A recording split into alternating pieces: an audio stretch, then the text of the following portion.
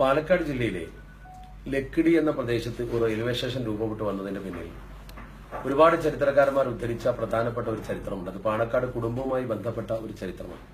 പാണക്കാട് കുടുംബത്തിൽ ബഹുമാനപ്പെട്ട സെയ്ദ് മുഹമ്മദ് അലി ശിഹാബ് തങ്ങളുടെ ഉപ്പാപ്പയായ സെയ്ദ് ഹുസൈൻ ആറ്റക്കോയ തങ്ങൾ, അദ്ദേഹം ഹുസൈൻ ആറ്റക്കോയ തങ്ങൾ എന്ന് പറയുന്ന വ്യക്തിയുടെ പിതാവ് സെയ്ദ് മുഹ്ലാർ തങ്ങളാണ് ആദ്യമായി മലപ്പുറത്ത് പാണക്കാട് കുടുംബത്തിൽ വന്ന് താമസിച്ചയാൾ.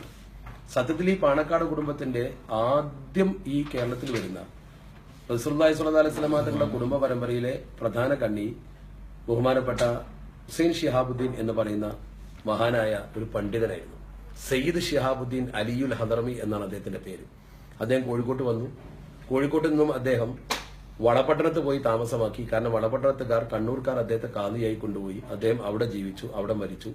വളപട്ടണത്ത് കക്കുളകര പള്ളി എന്നൊരു പള്ളിയുണ്ട്. ആ പള്ളിയിലാണ് അദ്ദേഹത്തിന്റെ ഖബർ. അദ്ദേഹത്തിന്റെ ഒരു മകനുണ്ടായിരുന്നു ഹുസൈൻ മുല്ലക്കോയ തങ്ങൾ. അദ്ദേഹം അറക്കൽ രാജകുടുംബത്തിന് വിവാഹം കഴിച്ചു. അറക്കൽ രാജകുടുംബത്തിന് വിവാഹം കഴിച്ചാൽ അന്ന് കണ്ണൂരിൽ ഭാര്യ വീട്ടിൽ താമസിക്കണം. അദ്ദേഹം അത് ഇഷ്ടപ്പെടാതെ കോഴിക്കോട്ട് വന്നു. കോഴിക്കോട്ടൊരു വീട് അദ്ദേഹം എടുത്ത് കുമ്മട്ടി വീട് എന്നാണ് അതിന്റെ പേര്. ഇപ്പോഴും കോഴിക്കോട്ട് ആ വീടുണ്ട്. അവിടെ അദ്ദേഹം ഒരു പള്ളി നിർമ്മിച്ചു. ആ പള്ളിക്ക് ഇളയ പള്ളി എന്നാണ് പറയുന്നത്.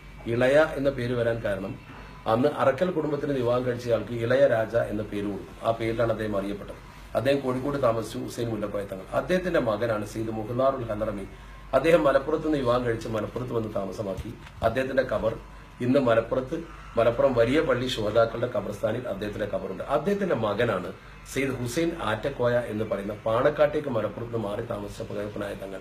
അദ്ദേഹം ഇന്ത്യൻ സ്വാതന്ത്ര്യ സമരത്തിൽ വലിയ ഒരു ചരിത്രം സൃഷ്ടിച്ച വ്യക്തിയാണ്. കാരണം ബ്രിട്ടീഷുകാർക്കെതിരെ അതിശക്തമായ പോരാട്ടം നടത്തിയ തൃക്കളൂർ സമര പോരാളികൾ എന്ന് പറയുന്ന തൃക്കളൂർ സമരം ഇന്ത്യൻ സ്വാതന്ത്ര്യ സമരത്തിൽ വളരെ പ്രധാനമാണ്.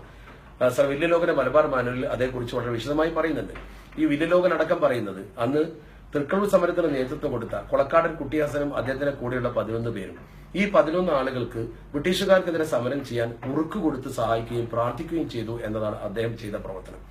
അവർ ബ്രിട്ടീഷുകാർക്കെതിരെ സമരം മലപ്പുറത്ത് നടത്തിയപ്പോൾ ആ സമരക്കാരെ നേരിടാൻ പട്ടാളം ഇറങ്ങുകയും അവർ അരീക്കോട് ഭാഗത്ത് ഒരു ക്ഷേത്രത്തിന്റെ ഊട്ടുപുരയിൽ കയറി ഒളിച്ചിരിക്കുകയും അവരെ പോലീസും അതുപോലെ തന്നെ പട്ടാളവും വന്ന് അവരെ പിടികൂടാൻ ശ്രമിച്ചിട്ട് നടക്കാതിരിക്കുകയും പ്രത്യേകം അവരെ പിടികൂടാൻ വേണ്ടി ഫയർ ചെയ്യുകയും ചെയ്തു. വെടിവെച്ചിട്ട് അവർക്ക് ഒരിക്കലും ഏശുന്നില്ല.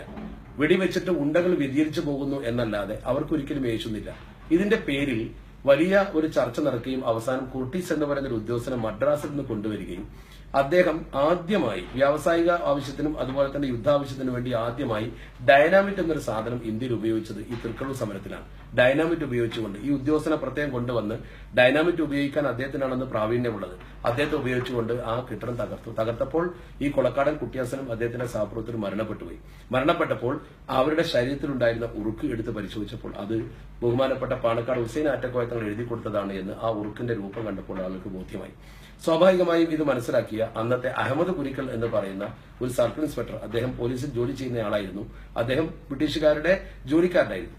അന്ന് ബ്രിട്ടീഷ് ഉദ്യോഗസ്ഥനായിരുന്ന അദ്ദേഹം പാണക്കാട് കുടുംബത്തോട് സ്നേഹമുള്ളതുകൊണ്ട് അദ്ദേഹം ഈ വിവരം നേരെ പാണക്കാട്ട് വന്ന് തങ്ങളോട് സ്വകാര്യമായി പറഞ്ഞു, തങ്ങളെ തൃക്കളൂർ സമര പോരാളികൾക്ക് നിങ്ങൾ ഉറുക്ക് കൊടുത്തിട്ടുണ്ട്. ആ ഉറുക്ക് കൊടുത്ത് തീർച്ചയായും പിടിക്കപ്പെടും. നിങ്ങൾ ഈ സമര പോരാളികളെ പ്രോത്സാഹിപ്പിച്ചു എന്ന് വരും. അതുകൊണ്ട് നിങ്ങൾ രാജ്യദ്രോഹം ചെയ്തു എന്ന് രേഖപ്പെടുത്തപ്പെടും. അറസ്റ്റ് വരും. അതുകൊണ്ട് നിങ്ങളെ വന്ന് ചോദ്യം ചെയ്യുമ്പോൾ ഞാൻ അങ്ങനെയൊന്നും കൊടുത്തിട്ടില്ല എന്ന് തങ്ങൾ പറഞ്ഞാൽ രക്ഷയുണ്ട് എന്ന് പറഞ്ഞു. തങ്ങൾ പുഞ്ചിരിച്ചു. പോലീസുകാർ വന്നു, ഉദ്യോഗസ്ഥർ അന്വേഷിക്കാൻ വന്നു. തങ്ങളോട് ഈ ഉറുക്ക് കാണിച്ചു കൊടുത്തത് നിങ്ങൾ കൊടുത്തതാണോ? അതെ, ഞാൻ കൊടുത്തതാണ്. തൃക്കളൂർ സമര പോരാളികൾക്ക് കൊടുത്തതാണോ? അതെ. തങ്ങൾ സത്യസന്ധമായിട്ടല്ലേ പറയും.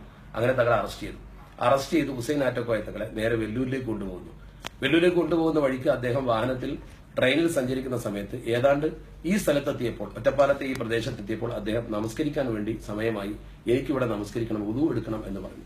ആ സമയത്ത് ട്രെയിൻ നിർത്തില്ല എന്ന് അറിയിച്ചപ്പോൾ അദ്ദേഹം തന്റെ കയ്യിലുണ്ടായിരുന്ന വടി കൊണ്ട് ട്രെയിനിൽ ഒരു കുത്ത്. ആ ട്രെയിൻ അവിചാരിതമായി അവിടെ നിൽക്കുകയും അദ്ദേഹം ഇറങ്ങുകയും പുഴക്കരയിൽ പോയി അദ്ദേഹം വുദു ചെയ്യുകയും അവിടെ നമസ്കരിക്കുകയും ശേഷം വന്ന് ട്രെയിനിൽ കയറി അദ്ദേഹം ആ ട്രെയിനിന് അതുപോലെ വടിയോട് അടിക്കുകയും ചെയ്തപ്പോൾ ട്രെയിൻ മൂവ് ചെയ്തു. ട്രെയിൻ മുന്നോട്ട് പോയി. ഇത് സ്വാഭാവികമായും ബ്രിട്ടീഷ് ഉദ്യോഗസ്ഥന്മാരെ സംബന്ധിച്ചിടത്തോളം വലിയ അത്ഭുതമായി. കാരണം അവർ കൊണ്ടുപോകുന്ന പ്രഗത്ഭരായ ഈ തടവുപുള്ളികളെ കൊണ്ടുപോകുന്ന ഉയർന്ന ഉദ്യോഗസ്ഥന്മാർ അതിലുണ്ടായിരുന്നു. അവർ ഇതിനെക്കുറിച്ച് ഗവേഷണം നടത്താൻ വേണ്ടി ആ പ്രദേശത്ത് വന്നു. അവർ ഗവേഷണം നടത്തി അവസാനം അതിന്റെ ഒരു അത്ഭുത സിദ്ധിയുടെ ആ സ്മരണയ്ക്ക് വേണ്ടി അവിടെ നിർമ്മിക്കപ്പെട്ടതാണ്.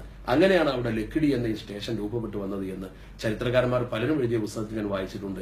ഇത് ഒരുപാട് ആളുകൾ നേരത്തെ മനസ്സിലാക്കിയ ചരിത്രമാണ്. ഈ ലക്കിടി സ്റ്റേഷൻ രൂപപ്പെട്ടത് തങ്ങളുടെ ഈ അത്ഭുത സിദ്ധി കൊണ്ടാണ് എന്ന് വളരെ വ്യക്തമായി ചരിത്രം രേഖപ്പെടുത്തിയിട്ടുണ്ട്. അതാണ് ലക്കിടി റെയിൽവേ സ്റ്റേഷൻ. അത് പാണക്കാട് സെയ്ദ് ഹുസൈൻ ആറ്റക്കോയ തങ്ങളുടെ ഒരു സ്മാരകവും കൂടിയാണ് എന്ന് നമുക്ക് പറയാൻ കഴിയും. ബ്രിട്ടീഷുകാർ സ്മാരകമായി ഉണ്ടാക്കിയതല്ലെങ്കിലും അദ്ദേഹത്തിന്റെ അത്ഭുത സിദ്ധി കണ്ടുകൊണ്ട് ഉണ്ടാക്കിയതാണ്. അദ്ദേഹത്തിന്റെ ഖബർ എന്നുള്ളത് വെല്ലൂർ ബാക്കിയാത്തു സ്വാലിഹാത്ത് അറബി കോളേജിന്റെ സമീപത്തുള്ള പള്ളിയിലാണ്. അദ്ദേഹമാണ് ഈ സ്വാതന്ത്ര്യ സമര കാലഘട്ടത്തിൽ ധീരോദാത്തമായി മുസ്ലിങ്ങൾക്ക് നേതൃത്വം കൊടുത്ത പാണക്കാട് കുടുംബത്തിന്റെ പ്രധാന കണ്ണി. അതിനുശേഷമാണ് പാണക്കാട് കുടുംബം ഇത്ര പ്രസിദ്ധമായതും. പാണക്കാട് സയ്യിദ് മുഹമ്മദ് അലി ശിഹാബ് തങ്ങളുടെ പിതാവ് ബഹുമാനപ്പെട്ട പൂക്കോയ തങ്ങളുടെ പിതാവിന്റെ പിതാവാണ് ബഹുമാനപ്പെട്ട ഹുസൈൻ ആറ്റക്കോയത്തങ്ങൾ. ഹുസൈൻ ആറ്റക്കോയത്തങ്ങളുടെ മകനാണ് കോയഞ്ഞിക്കോയത്തങ്ങൾ.